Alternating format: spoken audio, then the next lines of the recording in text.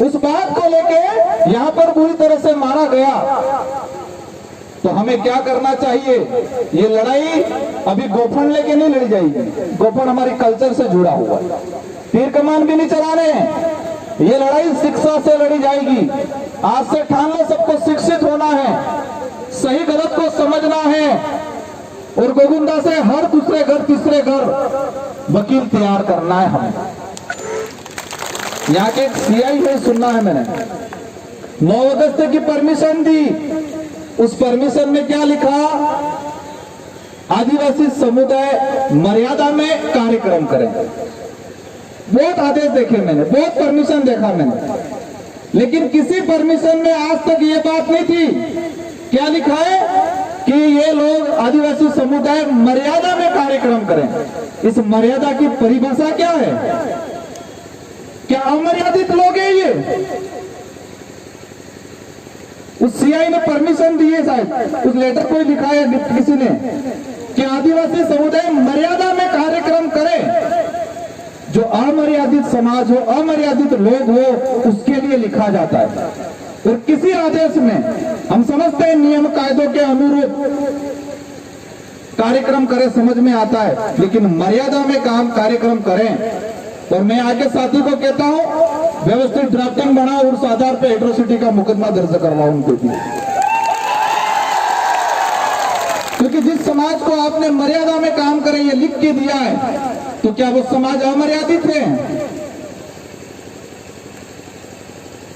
जिसकी वजह से आप मुझ तान रहे हो, उन पे आज तुम अत्याचार कर रहे हो। और मैं दोबारा कहता हूं कि जो ये हरकतें कर रहे हैं वो राणा पूजा, राणा महाराणा प्रताप के वंशज नहीं हो सकते हैं। एक दूसरा घटनाक्रम हुआ हमारे तरपाल गांव में। इसके बाद ये जितेंद्र मेघवाल, इंद्र मेघवाल, हमारे एससी के साथी आए हुए हैं यहाँ। देश के अंदर अभी यूसीसी समान नागरिक संहिता कानून बन रहा है, और वो समान नागरिक संहिता कानून को राज्यसभा में सबसे पहले किसने पास किया, मतलब किसने रखा? किरोड़ीलाल जी मीणा ने, उनसे रखवाया गया। इस देश के आदिवासियों को, दलितों को, एससी को इनके ही द्वारा मारो। और हवाला क्या दे रहे हैं? एससी के भाइयों को क्या बता रहे हैं कि भीमराव अंबेडकर जी ने संविधान सभा की जो डिबेट हो रही थी, और संविधान सभा की डिबेट के दौरान भीमराव अंबेडकर जी ने समान नागरिक संहिता का हवाला दिया था। यही आरएसएस के लोग एससी वाले लोगों को यह बता रहे हैं कि भीमराव अंबेडकर जी खुद चाहते थे कि यूसीसी आए, समान नागरिक संहिता कानून बने। और फिर मैंने भी संविधान सभा की डिबेट पढ़ी, और उस दौरान जब ये उस दिन 23/11/1948 को इस पे डिबेट हुई थी, इसको रखा गया था संविधान सभा, जब संविधान का निर्माण हो रहा था, और इस पे दूसरे लोगों ने ये रखा था। और अंबेडकर जी ने कहा था कि जिस दिन इस देश में समानता हो जाएगी, जिस दिन इस देश में छुआछूत खत्म हो जाएगा, भेदभाव खत्म हो जाएगा, उच्च नीच खत्म हो जाएगा, उस दौरान जहां उस दौर के उस समय के जो लोग होंगे, जो जनप्रतिनिधि होंगे, उस समय की जो विधायिका होगी, वो विधायिका समान नागरिक संहिता लाए। ये बोला था उन्होंने। और उन्होंने कहा था कि देश के अंदर अगर इससे पहले जब तक ये भेदभाव, जब तक ये छुआछूत रहेगा, तब तक इस तरह का कोई कानून नहीं बनेगा। क्या आज भेदभाव छुआछूत खत्म हो गया? और नहीं हुआ, इस तरह का कानून लाने की क्या जरूरत है? और इसी दौरान इसको हाईलाइट किया गया।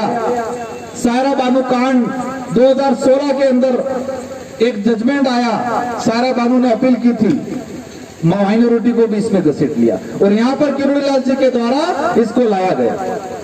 आदिवासी समाज इस इलाके में चलता है कि ईसाई है, वो है। आदिवासी समाज न तो ईसाई है, न हिंदू है, न बौद्ध है, न सिख है। आदिवासी समाज धर्म पूर्वी व्यवस्था वाला समाज है। ये मान लो आप दिमाग में। कई जनों को लग रहा होगा इमरते क्या विधायक, क्योंकि हम इतने कट्टर बने हुए, जोरदार कट्टर बने हुए। धीरे धीरे समझ में आएगा आपको। हम किसी धर्म के विरोधी नहीं है, लेकिन जो धर्म आदिवासी को, एससी को, दलित या पिछड़ा या छुआछूत करता है, उस धर्म के खिलाफ है हम लोग। आज हमारे आदिवासी समाज के अंदर क्या क्या चीजें हो रही है, देश के अंदर कैसे कैसे कानून बनाए जा रहे हैं। अभी कार्तिक बिल को लेके चल रहा है, अभी तक न्याय नहीं मिला है, क्योंकि पता है कि ये समाज चुनाव आएंगे, कुछ छोटा मोटा दे देंगे, देने के बाद ये हमारे साथ आ जाएंगे। लेकिन इस बार उनको एहसास कराना है कि ये समाज अब बेवकूफ में बहकाव में आने वाला नहीं है। ये समाज अब तुमको अक्ल सिखाएगा। वो लोकतंत्र की चाबी है जो मत है, और उस चाबी को इस बार ऐसा लगाओ कि उनके ताले जंग खा जाएंगे, उनके दिमाग ठिकाने आ जाए। इस बार ताले उनके जंग खा जाने चाहिए। और कई लोग कहते हैं आपको हमको कितना बेवकूफ बनाते हैं, कहते हैं नरेगा कानून ले आए। अभी राजस्थान सरकार एक कानून लाई, बहुत शरीर सम्मान विधेयक, और उस कानून में ये है कि कोई भी गरीब आदमी अगर उसके परिवार के किसी लोग की हत्या हो गई है तो उसको लेके न्याय नहीं मांग सकता है। ऐसा कानून बना रहे हैं ये लोग, और हमको थैली दे रहे थे, थैली दे दे के खुश हो रहे। और हमारा पढ़ा लिखा वर्ग भी कितना शानदार है, किताब पढ़ के अधिकारी कर्मचारी बन गया, और बनने के बाद बूट शूट लगा के शानदार रहता है, और कहता है हमारे लोगों को जो धोती या जो कल्चर कार्यक्रम करते हैं तुम क्या गवार जैसे कर रहे हो। उनको कहना चाहूंगा आप जो बूट शूट लगा के आज खड़े हो, अगर ये संस्कृति नहीं होती तो आपको सर्टिफिकेट नहीं मिलता, और आपको सर्टिफिकेट नहीं मिलता तो आप अधिकारी कर्मचारी नहीं बनते। और किसी भी आदमी के अंदर ये खुमार हो, जो रिजर्व कैटेगरी के आदमी, रिजर्व कैटेगरी के व्यक्ति के अंदर कोई खुमार हो कि मेरे अंदर एबिलिटी है, मेरे अंदर काबिलियत है, ऐसा अगर किसी के अंदर खुमार हो तो एक भी फोरम कंपटीशन एग्जाम के वक्त जो भरा है उस समय अपने समाज का सर्टिफिकेट नहीं लगाया, ऐसा बता दे तो मैं मान जाऊंगा कि ये व्यक्ति है शानदार, उसके अंदर काबिलियत, खुद की काबिलियत की बात करते हैं। लेकिन फॉर्म भरना सबसे पहले आदिवासी का सर्टिफिकेट, एससी का सर्टिफिकेट पहले लगाते हैं, छात्रवृत्ति चाहिए तब पहले लगाते हैं, और जिस सर्टिफिकेट का लगा के अधिकारी कर्मचारी बनते हैं, और वहां बनने के बाद उसी संस्कृति को, उसी परंपरा को वो नीचा समझने लगते हैं, और बाजार से पंडित जी को लाके पूजा पाठ कराने लगते हैं। आज हमको एसटी का जो सर्टिफिकेट मिल रहा है, क्या मोरवा है आज कपाल हम लकीलो है तो आदिवासी है, किसी के लिखा हुआ है क्या? डॉक्यूमेंट वेरिफिकेशन होता है क्या? तब उगड़ करें जोए हुए ना वहां है क्या मोरवा है कपाल के लकीलो है। उसके कल्चर के आधार पे, संस्कृति के आधार पे, हमारी बोली के आधार पे, उसके आधार पे हमको मिला हुआ है। और हमको ये जो शेड्यूल 5 का जो प्रावधान दिया गया है, कई लोग कहते हैं आरक्षण हमने दिया, बीजेपी वाले बोलते क्या बोलते हैं 1995 के अंदर फिर शेखावत की सरकार थी और उस सरकार ने आपको आरक्षण दिया।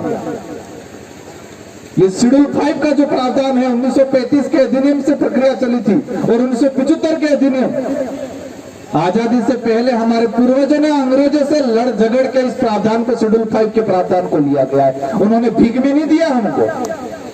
1995 के अंदर एक सुप्रीम कोर्ट का जजमेंट आया था, असम का कोई परिवार गया था, और उस जजमेंट के आधार पर सुप्रीम कोर्ट ने पॉइंट किया कि सभी राज्यों के अंदर शेड्यूल 5 के प्रावधान लागू होने चाहिए। और उस समय हमारे जो ये दो इस इलाके के अंदर सरपंच जो दूसरे लोग बढ़ते थे, विधायक दूसरे लोग बढ़ते थे, और उस समय से 100% रिजर्वेशन शासन के अंदर लागू हुआ।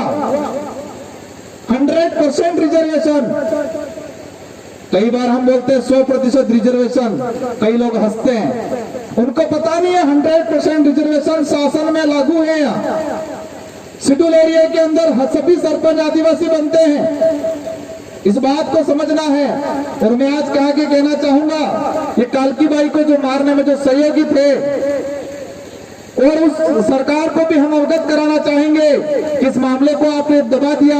कन्हैयालाल के परिवार को 50-50 लाख रुपए दिए, 2 नौकरियां दी, और यहाँ पर अभी तक एट्रोसिटी के तहत जो प्रावधान है पैसों का, सहयोग का, वो भी नहीं दिया गया। और आने वाले समय में आज हम जो आए हैं आपके बुलाने पे आए हैं, लेकिन आज इस चीज को अच्छे से समझेंगे, और हमारी जो मांगे हैं अगर वो सरकार नहीं मांगेगी, इस परिवार को सरकारी नौकरी नहीं देगी, इस परिवार को आर्थिक सहायता नहीं देगी, और इस जो कालकी बाई को मारने में जो सहयोगी लोग थे उनको अगर गिरफ्तार नहीं करेगी तो उदयपुर संभाग में बड़ा आंदोलन होगा, पूरे उदयपुर संभाग में। तो आप सबको ये बात आज गांठ बांध के जानी है, और अपने सॉफ्टवेयर में एक साइट को सेव कर देना है परमानेंट के लिए। और जब भी आह्वान होगा, हर गांव से, हर परिवार से आना है। हमारे समाज को कभी दुख होता है, इतना मजबूर कर दिया, इतना कमजोर कर दिया है कि 2 वक्त की रोटी भी नसीब नहीं होती। और उन लोगों को भी ये पता है कि जिस व्यक्ति, जिस समाज को 2 वक्त की रोटी नसीब नहीं होती है, वो व्यक्ति अपने स्वाभिमान के लिए नहीं लड़ सकता, अपने अधिकार के लिए नहीं लड़ सकता। और यही पॉलिसी के तहत राज्य सरकार, केंद्र सरकार फ्री की योजना देके हमको उन बंदरों की तरह कंडीशन बना रही है। और आज धीरे धीरे हो रहा है हमारे समाज के अंदर। हम सिर्फ खाने के लिए सोच रहे हैं, पेट भरने के लिए सोच रहे हैं, स्वाभिमान के लिए लड़ाई नहीं लड़ पाएंगे आने वाले समय। यही कंडीशन रही थी। और मैं सारे युवाओं को कहना चाहूंगा, हम नारा लगा रहे हैं लेकिन शारीरिक रूप से बिल्कुल कमजोर हैं। आज से ठान लो कि हमें नशा पत्ता नहीं करना है। छोड़ोगे नशा पत्ता? पक्का छोड़ोगे? ये दारू वारू बीड़ी सिगरेट आज भी कई जनों के मुंह में होगा। उस शेर की तरह कर दिया हमको। वो अफीम पिला के गांडा करके टंकी के पास पड़ा रहता था, वो खाने वाले देखने आते थे। ये कंडीशन हमारी होगी। आज ठान के जाना है, हमें नशा पत्ता भी करना है, हमें शारीरिक रूप से मजबूत बनना है। और ये सेल्फी स्टैंड नहीं बनाना है, लाइफ स्टैंड बनाओ खुद का। सेल्फी खींच के शानदार, और मोबाइल के अंदर वो कैमरे डाउनलोड मत करो। जो अच्छे फोटो आते हैं वो कैमरे डाउनलोड करने का काम नहीं करते हुए, संविधान की जो कॉपी है, कॉन्स्टिट्यूशन है, उसको कॉपी करो, उसको डाउनलोड करो और उसको पढ़ो। शेड्यूल 5 के प्रावधान को डाउनलोड करो। 5वीं अनुसूची क्या है उसको डाउनलोड करो। आज जाके वहां से ठान के जाना है कि शाम को जाके सभी शेड्यूल 5 क्या है उसको डाउनलोड करेंगे। इस देश का मूल मालिक आदिवासी है। ये हाई कोर्ट, सुप्रीम कोर्ट का जजमेंट है, उसको डाउनलोड करना है। जमीन के अधिकार है वो डाउनलोड करना है। अभी बैठा था 3-4 कागज आ गए कि हमारा मकान हटा रहे हैं, हमारा ये कर रहे हैं, ज्ञापन दे रहे, वो कोई नाम बता रहा, कोई सोलंकी, कोई नागड़ा, नागदा, इस तरह से नाम बता रहे। जाके लोग एप्लीकेशन दे रहे और हमारे लोगों को 40-50 साल से पुराना कब्जा है उसको हटा रहे। अभी राज्य केंद्र सरकार एक कानून और लाई, वन सुरक्षा अधिनियम 2023। उसके अंदर ऐसा प्रावधान कर रखा है, भले फॉरेस्ट हो या फॉरेस्ट नहीं हो, इसके बावजूद भी अगर कोई वालों बैठा हुआ है उसको हटाया जाएगा और उद्योगपतियों को दिया जाएगा। ऐसा कानून ला रहे हैं ये लोग। यूसीसी लाए, ये लाए, क्या हमारे लोगों को पता है ये यूसीसी क्या है? फॉरेस्ट वाला क्या, फॉरेस्ट का कानून क्या है? मृत शरीर सम्मान विधेयक क्या है? अनपढ़ को ठीक है, पढ़े लिखों को भी नहीं पता है। और सबको पूछेंगे पाकिस्तान से कौन आई थी? सीमा आई थी। पाकिस्तान से कौन आई? सीमा हैदर आई, सबको पता है। साथ में कितने बच्चे लेके आई? 4 बच्चे लेके, ये सबको पता है। इस देश की गोदी मीडिया ऐसी भी चीजें दिखाती है, लेकिन फॉरेस्ट राइट एक्ट क्या है वो नहीं दिखाएगी, यूसीसी क्या है वो नहीं दिखाएगी। या वकील भी बैठे हुए हैं। यूसीसी अगर पूर्ण रूप से लागू होगा, भविष्य में एट्रोसिटी एक्ट खत्म होगा। जिस देश के अंदर समानता है वहां छुआछूत कैसे हो सकती है, ये सुप्रीम कोर्ट का जजमेंट बोलेगा आने वाले समय में। जिस देश के अंदर समानता का कानून लागू हो गया है, उस देश के अंदर छुआछूत कैसे हो सकती है, ये जजमेंट आएगा आने वाले समय में हाई कोर्ट या सुप्रीम कोर्ट का, और उस समय एट्रोसिटी खत्म हो जाएगा। और जिस दिन एट्रोसिटी खत्म हो गया, आपको रगड़ा के मारेंगे। आज एट्रोसिटी है, इसके बावजूद भी हमारे साथ ये कंडीशन हो रही है। हमको तो सीमा आई, 4 बच्चे लाई, मंजू गई, फंजू आई, यही बता रहे, यही देख रहे हम टीवी पे, मोबाइल में। यूसीसी के बारे में नहीं पढ़ रहे हम लोग। आज से ठान के जाना है, इन 5 कानून को समझना है। एक 1% 1 रिजर्वेशन जो लाने की प्लानिंग कर रहे हैं, समान नागरिक संहिता जो कानून है उसको समझना है, वन सुरक्षा अधिनियम 2023 जो आया उसको समझना है, मृत शरीर सम्मान विधेयक जो आया उसको समझना है। और किसी को याद नहीं रहा हो तो मैं आज शाम को पोस्ट डाल दूंगा, उसको आप समझ लेना, पढ़ लेना और समझ लेना। और हमारी माताओं को मैं कहना चाहूंगा, इस बार चुनाव आए, घर में लट रखना। और जो चुनाव के दौरान हमारा भाई अगर पी के आया घर में तो बुसिंग मिलवानी। चुनाव के दौरान अगर पी के आया घर के अंदर, आतरता हुआ आया, तो उसको ध्यान पता करना, प्यार से पूछना किसने पिलाया, तो बता देगा कांग्रेस ने पिलाया, बीजेपी ने पिलाया। और जब तक वोटिंग नहीं हो तब तक उसको बाहर मत जाने देना, बांध देना घर के अंदर। हम ही लोग उनको दूध पिला पिला के वोट दे दे के मजबूत कर रहे हैं और वो लोग हम पे अत्याचार कर रहे हैं। एक दिन ऐसा ना हो कि आपके विधायक और आपके सांसद यहाँ पर आए, उनको एहसास कराना है कि टिकट से विधायक नहीं बनते, वोट से विधायक बनते। जिस दिन ये एहसास हो गया संविधान के अंदर टिकट का कहीं महत्व है क्या? संविधान के अंदर वोट का महत्व है, टिकट का महत्व नहीं है। किसका महत्व है? वोट का। विधायक सांसद टिकट से नहीं बनता है, वोट से बनता है। और कोई कहता है कि मैं टिकट से बनता हूं, तो उसको कह देना कि जब फॉर्म भरने जाए तब आदिवासी समाज का सर्टिफिकेट मत लगाना, तेरी बहुत बड़ी टिकट लगा देना, देखते हैं तेरा फॉर्म पास होता है कि नहीं होता है। आपके यहाँ के विधायक को बोल देना आज आदिवासियों पे अत्याचार हो रहा है और वो नहीं बोल रहा है, तो चुनाव का फॉर्म भरने जाए उस दौरान टिकट लगाए बड़ी पार्टी की, क्योंकि वो क्या कह रहा है, मेरी पार्टी कहेगी वहां उठूंगा, मेरी पार्टी कहेगी वहां बैठूंगा, ये बोलता है। मेरी पार्टी कहेगी वो करूंगा, मेरी पार्टी कहेगी वो बोलूंगा, ये बोलता है। तो कहना फॉर्म भरने जाओ तो पार्टी की बहुत बड़ी टिकट लगा देना, लेकिन आदिवासी समाज का सर्टिफिकेट मत लगाना, देखते हैं इसका फॉर्म कैसे पास होता है। और इसके बाद देखते हैं वोट हम वोट से बनता है, टिकट से बनता है। आज देश के अंदर हमारी स्थिति बन रही है बहुत बुरी तरीके से।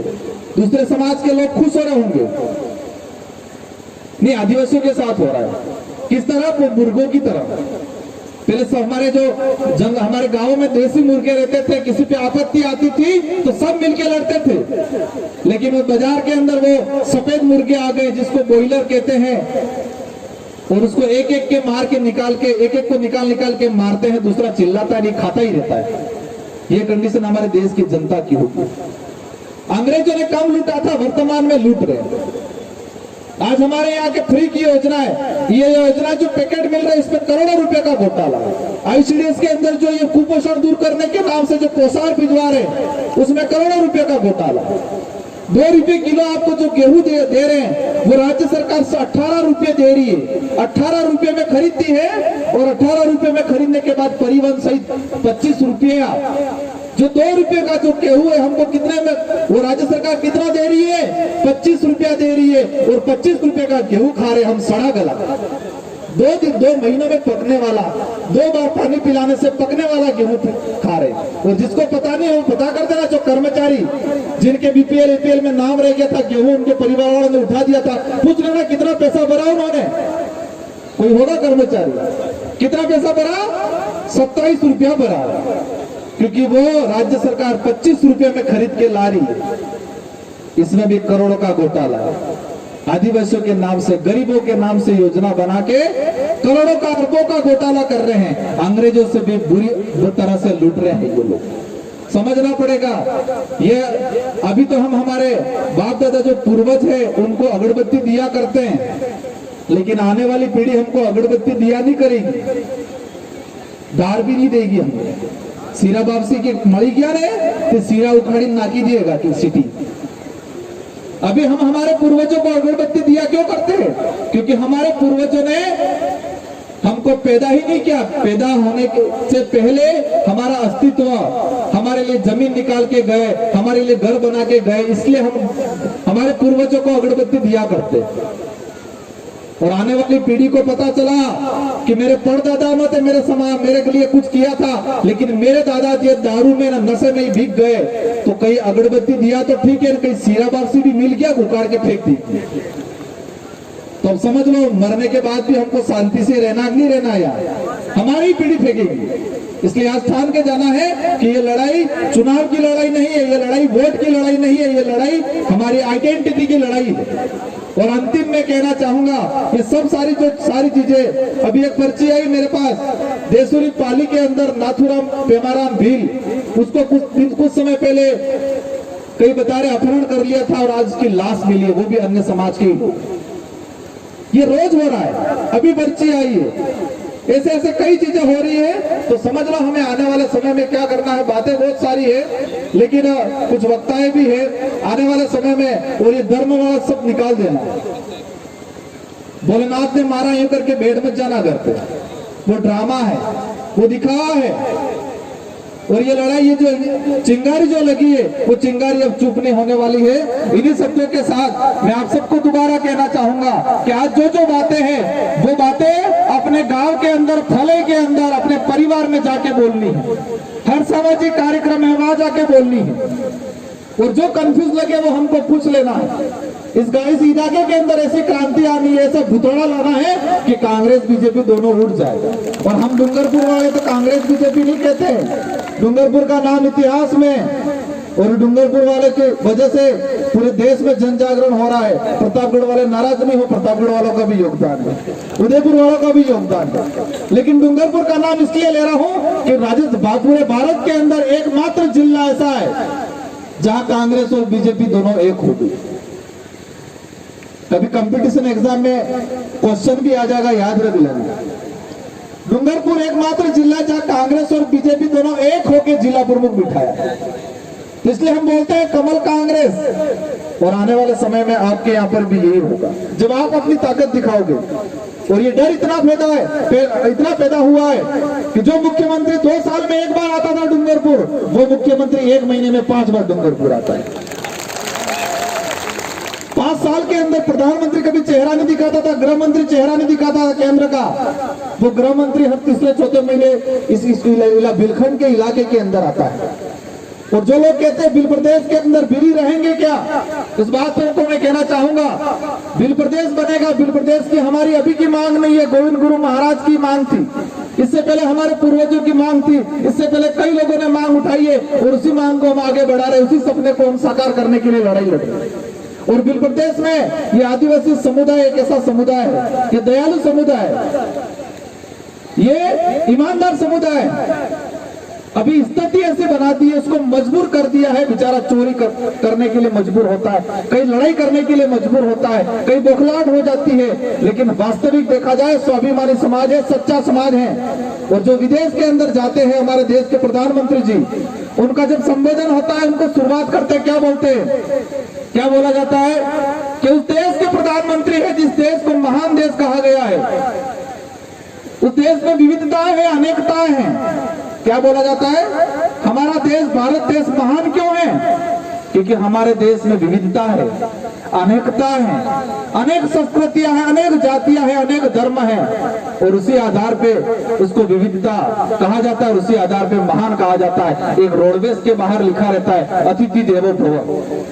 क्या लिखा रहता है, एक बार मोदी जी गए थे कि ब्राजील, पहले मैंने उनका देख रहा था, क्या बोला वहां के संचालन जो कर रहा था उसने इंग्लिश में बोला था, मैं हिंदी में ट्रांसलेट करूंगा। उन्होंने कहा था ये वो प्रधानमंत्री है जिस देश में अतिथि को देवो भव भगवान माना जाता है। अतिथि देवो भव, ये वो प्रधानमंत्री है जिस देश से आते हैं, जिस देश में मेहमान को भगवान माना जाता है। और वो रोडवेज के पीछे लिखा रहता है अतिथि देवो भव। कई सार्वजनिक, कई सरकारी यंत्रों के पीछे लिखा रहता है अतिथि देवो भव। तो अतिथि देवो भव कहाँ है, वो आदिवासी समुदाय में है। हमारे घर पे कोई आता है अनजान आदमी, तो उसको देख के क्या बोलते हैं, कौन एक पामड़ो आवे है, कौन एक मेहमान आवे। पहले बुलाते हैं, बिठाते हैं, पानी पिलाते हैं, चाय पिलाते हैं, फिर कहते हैं कि पामड़े तमन पहचान जाने आप कौन हो। और बाजार में जाएंगे, दरवाजा खटखटाए, पहले पूछेंगे कौन है भाई, कहाँ से आ रहा है, क्या काम है, पानी नहीं पिलाएंगे। तो अतिथि देवो भव आदिवासी